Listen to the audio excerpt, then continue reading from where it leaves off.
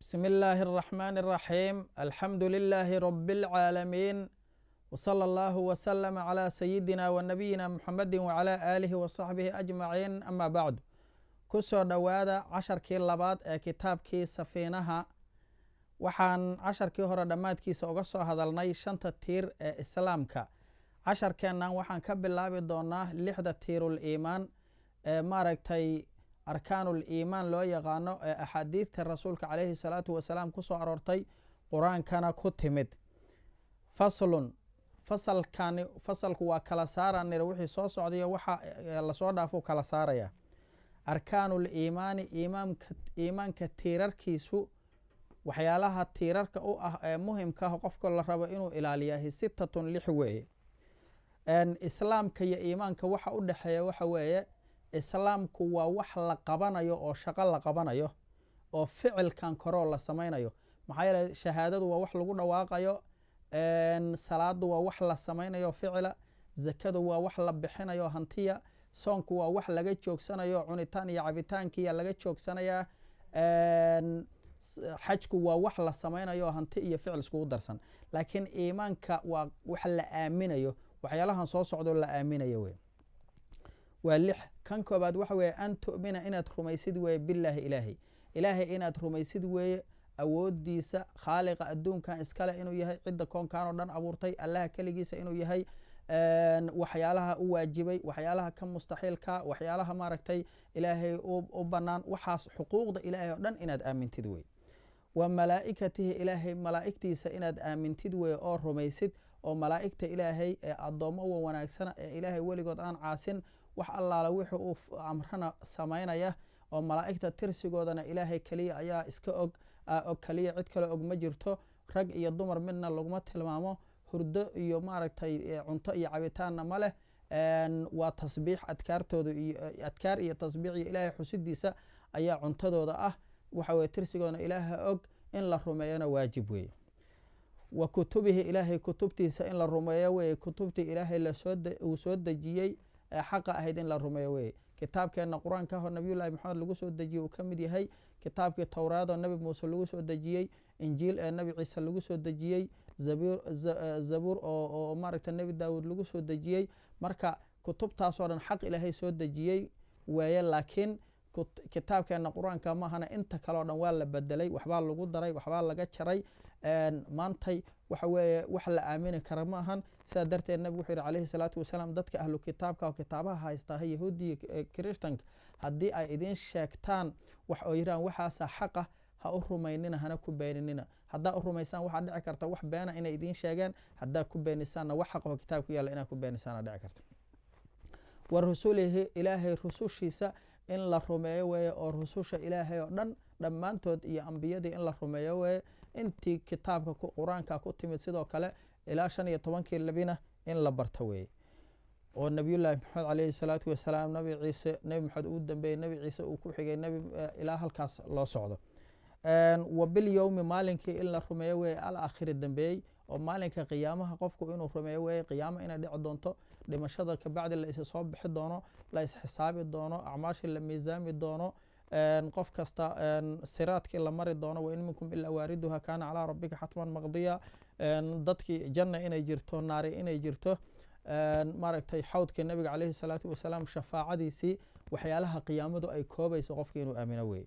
wa bilqadari qadartii inuu rumeeyo weeye khayrihi midda wanaagsan iyo wa sharihi midda xunba labadaba waxa wanaagsan iyo waxa xunba min allahi tacaala ilahay xaggiisa inay ka yimaadeen labadaba ilaahay abuuro cid kale oo wax abuurtay ma jirto laakiin ilaahay addoomihiisa ogama raalli ahaan xumida inay sameeyaan caqliyaa ilaahay siiyey wixii xunaana ilaahay waa tusay wixii fiicnaana waa uu tusay wahadaynaahu najdayn ilaahay leeyahay labadii wada alla kala cadeeyey wadadii xaqa iyo wadadii khayrka marka caqlina waa la siiyey qofkii wadada wanaaggaa doortana wuxuu aadayaa janna qofkii wadada xun doortaana wuxuu aadayaa naar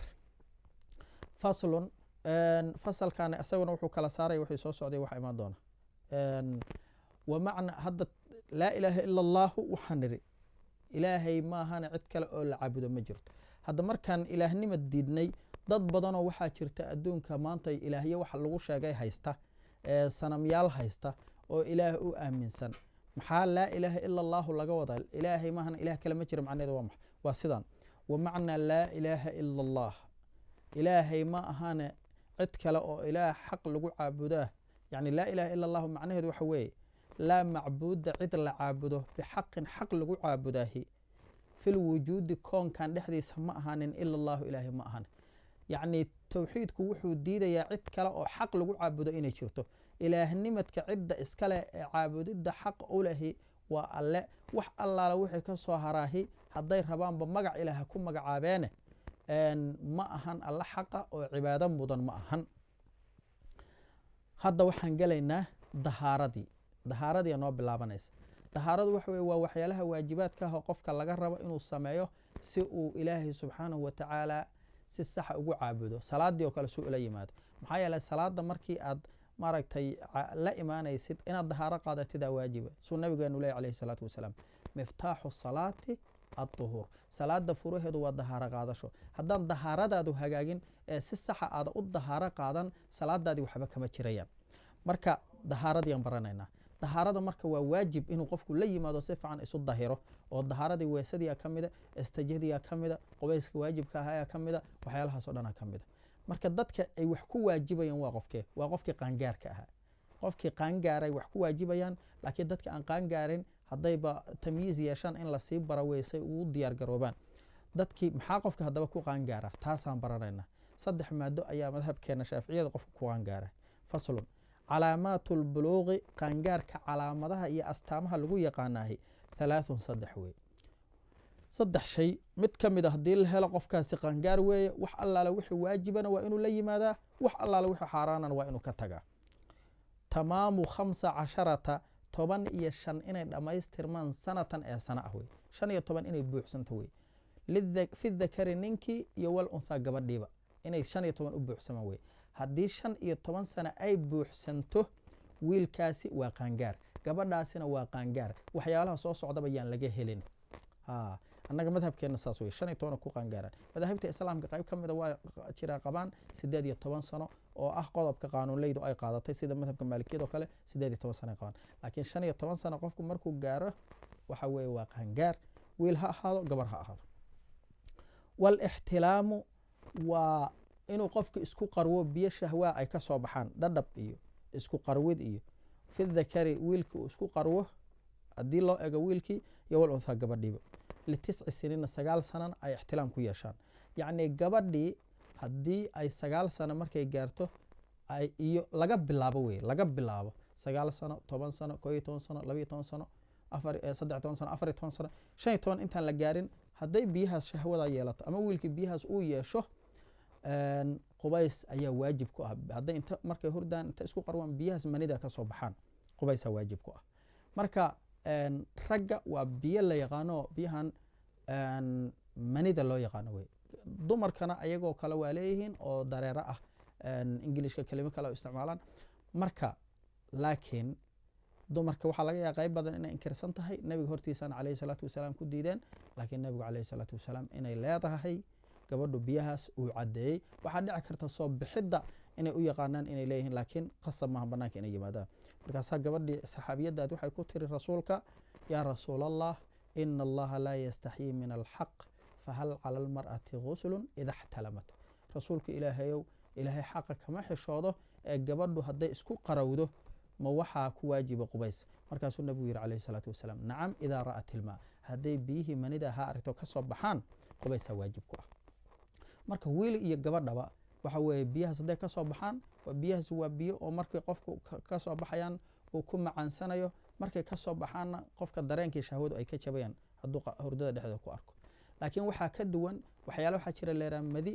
qofku hadduu dareen galo ka soo baxaya oo najaaso ah kuwaas waxa weeye qofku inuu iska dhaqo meeshay ka gaaraan dhalinyarada waxaa laga yaabaa inay u badan yihiin xataa dareen yar hadduu galo bannaanka ay socdaan uu surweelkeeda biyahaas dhareerka ah oo najaasada ay gaaraan ee markay soo baxaan macaansii midna aan lahayn kuwaas waxa weye hadday qofka ka soo baxaan waa najaaso waa inuu iska dhaqaa maradiisa gaar ahaan xataa ragga iyo dumarka markay xaasaskooda u galmoonayaan biyahaas hadday marada ka gaaraan inay iska dhaqaan way iska dahiraan weysadana waa burinayaan waatii sayid cali uu yiri rasuulka aan nin asxaabi u diray anigoo madda ah madidaas igu badneed marka uu soo weydiiyo nabigu yiri calayhi salaatu wasalaam waa inuu ka weysaystaa weysadii waa jabaysaa waa inuu iska dhaqaa marka biyahaasi 9 sano laga bilaabo iyo wixii ka dambeeya haddii gabadhu hesho ama wiilku helo qaangaar wey. wal xaydu caadadii wey fil unthaa gabadhii haddii loo eego litisci siniina 9 sano markii la gaaro. gabadha haddii 9 sano markii la gaaro laga bilaabo yacni iyadoo ay ka dhimanta ugu yaraan 15 beri hadday hesho xataa oo caadiye 9 sano iyo wixii ka dambeeya haddii ay dhiiggaasi ku dhaco ilaa 15 laga gaaro waa qaangaar gabadhaas. 10 jir ha ahaato 11 jir ha ahaato 12 jir ha ahaato 13 jir ha ahaato waa qaangaar soon iyo salaadya lagu leeyahay. dhibaatooyinka jirta waxaa weeye dad fara badan waalidiinta gaar ahaan qurbahoo kale waxaa laga yaaba gabadhii in dhiiggu ku dhacay 10 markay ay gaartay ilmaha qurbaha jooga aad u qaangaaraan waxaa laga yaabaa dhiiggii inuu ku dhacay ama manidiiba ay heleen wiilkii gabadhii gaar ahaan wiilashu ay badanaa inay helaan u badan tahay biyahaas manidii inay helaan 15 ka hor laakiin waalidiinta ay saqiir u ictibaarinayaanoo soonkii hasoomin ay leeyihiin salaadii aysan dan ka lahayn khatar wey dembi wey. mar haddii 10 jir gabadha dhiiggu kula dhaco 9 iyo wixii ka dambeeya haddii dhiiggu kula dhaco qofka weyn oo 40 jira waxa lagu leeyahay buuxaa lagu leeyahay intaasoo dhammaystirana lagu leeyahay haddii ay soonto ayadoo xataa wax baranaysa iskuulka inay soonto wey. hadday marka inta soonto ay dhibaatooto ay nafteeda halis u gasho markaas afura waqtigaas u banaanaanaya qofku markuu dhibtooda laakiin soonka inay soonto wey. ciyaalkii hadday qaangaaraan soonka inay soomaan wey. hooyooyinka iyo ha iska ilaaliyeen dembi ay ilaahay subxaana watacaala ka gelayaan cunugu markuu qaangaara kabacdi wuxuu raba ha ku qaangaaree haddaad tiraahdid ha soominoo waad yar tahay iyo yaraan male cunugu mar haddii uu ku qaangaaro howlahan. 3 shay annaga maaragtay madhabkeena lagu qaangaaraa tinta hoosoo ka soo baxda iyo waxyaalahaas kuma qaangaaraan qofka. fasalkan hadda waxaan uga warramaynaa dahaaradii wixii ugu horreeyey. salaada furaheedu waa dahaaro nabigu yiri calayhi salaatu wasalaam miftaaxu salaati ad-duhuur. salaada furaheedu waa dahaarada. dahaaradeena maxay ka bilaabataa midalan ba qofkii markuu rabo inuu weysaysto ama uu qubays waajiba qubaysto suuligii uu galaya suuliga markaan galno horta aadaabtiina la ka raba inaan maaragtay suuliga markaan galayna ducadii akhrisana nabiguna bara calayhi salaatu wasalaam bismillaah allahuma innii acuudu bika min alkhubuthi waalkhabaa'ithi inaan akhrisano haddana markaan galayno inaan ku galno lugtii bidixda markii aan suuliga galno inaanan waxba ku cunin waxba ku cabin dadka bannaanka aanan la hadlin waxba aanan ku aqrin joornaal iyo dadka qaybaha joornaalka iska qaato reer galbeedka ku dayday mobilada xataa waxaas dhan waxaa la xaqiijiyey hadda ogaalada xataa caddeeyeen in cudurro laga qaadayo maaragtay suuliga dhexdiisa qofku uu wax ku akhriyo ama wax ku cuno ama wax ku cabo qayladana hadalkana ma fiicna mobilka xataa in lagu isticmaalo lama ogola. dadka qayb ka mid a suuliga markay galaan ay waxay bilaabayaan inay islaantii la hadlaan xisaabo galaan suuliga maanta o dhan ka qayliyaan. waxaan kaloo la ogolayn suuliga inuu qofku waqti dheer ku qaato cudura ka dhasha gaar ahaan baabasiir oo kale waa xataa caafimaadku hadda waa caddeeyey kutubteena culummadeena waa hore ku caddeeyeen in oo baabasiir laga qaadayo qofku maadaama uu wax badan isku fadhiyo uumigii najaasadahana uu ku baxayo. marka aadaabtaas inaa ilaalina wey. hadhow markaan kasoo baxaynana lugta midigteeda aan uga soo baxno ducadii nabiguna bara calayhi salaatu wasalaam akhrisano oo qufraanaka u gaaban tahay haddii aan badinana alxamdu lilah aladii adhaba cani aladaa wacaafani. aadaabtaa suuliga inaan ilaalina wey. waayahay marka suuligii markii aan aadaabtiisii ilaalino waxaa naloo sheegaya hadda saan u astajiyo lahayn. astajiyada 2 maado wey. sida saxdaho fiican waxa weeye qofkii biyo inuu ku astajoodo weliba sida u fiican qofkii inuu ku astajoodo shay oo iskaga tira saxaradii kabacdina uu biyo ku astajoodo. maalan ba haddii la joogo suuliyadii magaalada dhagax iyo qoryo laguma astajoo karo waaba xirayaan marka tiishuugii iyo in lagu astajoodo la isku nadiifiyo kabacdina biyihii lagu nadiifiyo sidaas waa sida ugu fiican. laakiin hadday dhacdo qofku in uusan biyo helayn oo uu rabo maalan ba hadday dhacdo qofku inuu rabo ku astajoodo shay kale shaygaasi shuruuddaanu leeyahay soo socota. shuruudu ijzaa'i alxajari dhagixii marka uu gudayo shuruudda uu iska leeyahay 8 wey. dhagax hadda waxaa laga wadaa yacni wixii dhagax ama ha ahaato haddii baadiye la joogo qori la iskaga tira ha ahaato tiishuugii ha ahaato haddii magaalada la joogo marba meeshii la joogo wax u qalmaa laga hadlaya hadda. maxaa yeele dhagaxa waxaa la mid ahaa kutubta waaweyn noogu qoran kullu jaamidin qaalicin daahirin hayri muxtaram. shay kasta oo angegan haddana najaasada fujinaya haddana daahir ah oo aan ahayn muxtaram oo aan ahayn cuntadii iyo kitaabihii iyo warqadihii aan ahayn. marka wixii adkaa tiishuugiyaa soo gelaya magaalada markii la joogo waxaa soo gelaya bannaankii haddii la joogo dhagax iyo qoryo iyo la iskaga tiraya waxyaalahaas. marka wax kasta oo la iskaga tirayo najaasada markay ku filnaa karaan 8 shardiileed. kow an yakuuna waa inuu noqdo shaygaas la iskaga tirayaahi bihalaathati axjaarin 3 dhagax. 3 dhagaxa la rabaa. marka 3 dhagax qasamaan ujeedku waxaa laga wadaa 3 masaxitaan. haddaad dhagax 4 gees la qabatid ee waxa weeye aad iskaga tirtid geesna qabatid 3diisa gees midba marku qallajisid waa okay. haddii aad tiishuuga inta isku qabatid dhowr xabo isku laalaabtid ayoon farihii kaa gaarin aa iskaga qallajisid tiishuugiina uu yahay midkii loogu talagalo nadiifinayay waa okay. waa in marka 3 masax waa in la helaa. 3 masaxitaan in la helo wey ugu yaraan weeye. hadday 3 ku filnaato aa la rabaa laakiin 3 ka yar ma anfacayso sii soo aroorta. waan yunqiya shaygaasi waa inuu dahiraa almaxalla meesha waa inuu dahiraa. 3 jeer hadday dahiri weyda ka warran waa ku wadaysaa ilaa aad ku qallajiysid oo meesha kaga dhigtid. kow waa inuu marka meesha dahiraa. wa allaa yajifa waa inuusan qallalin annajaasu najaasadii. najaasadu hadday meesha qallasho kaadida haata ama saxarada ha ahatee waxa weeye biyo waxa ahayn wax kama tarayaan biyo qasaba markaas. wa allaa yantaqila najaasadu waa inaysan guurin meeshii can maxal istiqraarihi meesha uu ku sugnaado waa inaysan ka guurin. oo waxa weeye najaasadu hadday soo baxdo ee ay hakato kabacdi markay hakatay kabacdi hadday sii guurto ama faniinto ama dililiqdo waxa weeye markaas waxaa qasaba biyo dhagaxi waxba iyo tiishu haddaa isticmaalay waxba kama taraan waa iskaga nadiifi kartaa laakiin kuma filna biyo waa inoogu dartaa. wa allaa yadra'a waa inuusan ku soo kordhin calayhi shaygaas najaasada ah aakharu wax kale. shay kale waa inuusan ku soo kordhin oo ajnabi ka ah. oo waxa weeye haddii maalanba najaasadii markaad iska mayraysay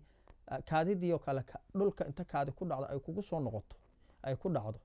ama maaragtay suuligii markaad ku saxaroonaysay saxaradii hadday meesha inta ku dhacdo inta biyo soo fanaynaan ay meesha ku dhacaan waxyaalaha suuliga kale ka soo noqonaya tiishu iyo waxaasoo dhan kuma filna. waa inuu qofku iska mayraa biyo ku mayraa. wa allaa yujaawiza waa inuusan shayga soo baxay uusa dhaafin safxatahu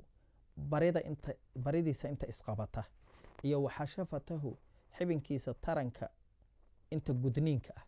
gudniinka ah waa inuusan dhaafin. haddii ay dhaafto mujaawasadu waxa weeye iyo intiqaalku waxay ku kala yihiin. tii hore waa inuusan guurin waxay najaasadu waa soo baxday waa xasishay kabacdii sii dililiqad ama ay boodde taas biyaa waajib aha intaas. hadday ishaysatana oo ay wada dililiqda biyaa wada waajib aha markaad iska qallajisid kabacdi tiisho waa iskaga qallajisi kartaa kaliya. hadday qaybi boodana qaybtaas booday oo go'day biyaa waajiba. mujaawasaduna waxa weeye kow xaala khuruujihi marka ay soo baxeenba maba xasilina horey u gudbeenoo barida inta isqabata ama gudniinkii hore u dhaafeen oo gudniinkii macnaha dakarkii kor ugu faafeena laga wadaa. hadday markay soo baxaanba hore wuxuu u gudbaan oo ayagoo ishaysta gudbaan kulli biyaa caynoobayo qasaba. marka haddaa rabtid tiishu waa isku qallaji karta laakiin kuma filna. laakiin haddii oo waxa weeye aysan hore yani ishaysana qaybi hore u boodo kowda ay soo baxeenba qaybtaasaa biyo waajib yihiin. inta kale haddaysan ka bixin barida inta isqabatay iyo inta gudniinka dakarka waxa weeye biyo waajib maahan markaas waa ku filnaa kartaa haddii aad shuruudii ka laga helo. wallaa yusiiba waa inuusan taaban shaygii najaasada oo qofka ka soo baxay maa un biyo waa inaysan taaban. haddii biyo yar qofku inta isku mayrmayro waxa weeye uu saas ku socdo waxa weeye kabacdi tiishu isku qallaji eberwey ma ansaxayso. waxaa muhiima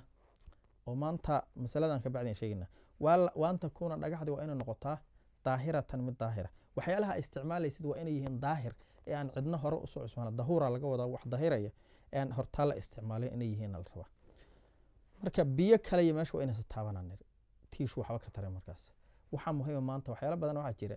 dadka qayb ka mid ahi suuligii gelayaan tiishuyii qoysanayaan meeshuu biyo isticmaal lahaa tiishuyii qoysanayaa markaasuu iskaga qallajinaya. tiishu haddaa qoysato iskaga qallajisid najaasadii isku ballaarisad maahane astajo ma aha. ama biyo caadiya ku astajo ama tiishuuga oo si saxa oo shuruudii laga helay iskaga qallaji. laakiin tiishu inaad inta qoysatid aad isku qallajisid oo ku astajootid waxba ma tarayso. waxaan kaloo wax tarayn bahalkan wibeska leeraha caruurta iyo oo lagu tirtiro haddii aad asagana ku astajootido aad saxaradii iskaga tirtid astajo maaha. yacni waa ku meel gaari kartaa hadhow haddaa rabta inaad tukatid waa inaad si fiican u astajootaa iska dhaqdid. maxaa yeele kaasi waa qoyan yahay qoyaan meeshii gaaruu noqonaya marka tiishuu saxana ma ahan oo qallalan oo kaa nadiifiyey biyana ma ahan marka wixii qoyan ee meeshaas aa marisaahi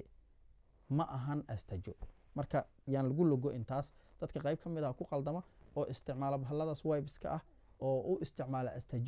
astajo ma noqonayaan waa kugu sii faafinayaan waa inaad biyo ka daba marisaa tiishuuga lasoo qoystana ayana astajo ma ahan marka waxyaalahaas oo reer galbeedku isticmaalaan oo dhan ee la isku nadiifiyo dhan ma ahan astajo astajada biyo saxa oo nadiifa ama tiishuugii oo qallalan aad isticmaali kartaa intaas casharkeena ku koobana wabillahi tawfiiq wassalaamu calaykum waraxmatullahi wabarakaatuh